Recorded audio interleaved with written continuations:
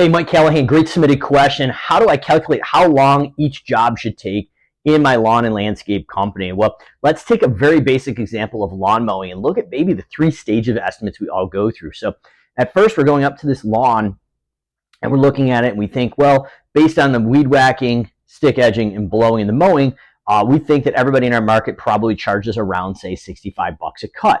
So we go out and charge what we think the market's going to bear. Obviously not the right play, but that's how we usually all start out.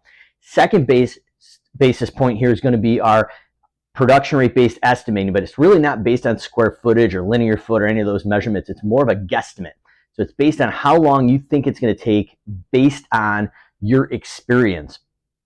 So we should be going in and figuring out how many minutes or how many hours this job should take, and we're going to write that down as a budget time. In addition, we'd want to grab the area of the square footage of the actual area and actually take a look at it. So when we go into our CRM or our software, we now have a budget versus actual time and a square footage. We're going to accumulate that data inside our software or CRM. Once we have a statistical mean based on different types of properties, as far as in like A, B, and C, potentially complexity, or with or without a fence gate based on the size of it, or is it residential versus commercial or like a strip mall, we're going to have different data sets. But the idea is that based on your experience, you're going to put the time you think it's going to take, write down that budgeted time, and track it versus the actual. We're going to have the square footage of that property.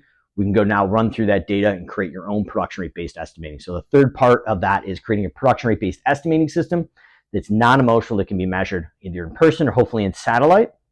And anybody now can estimate that based on the historical data. We are now going to also track the budget versus actual on that.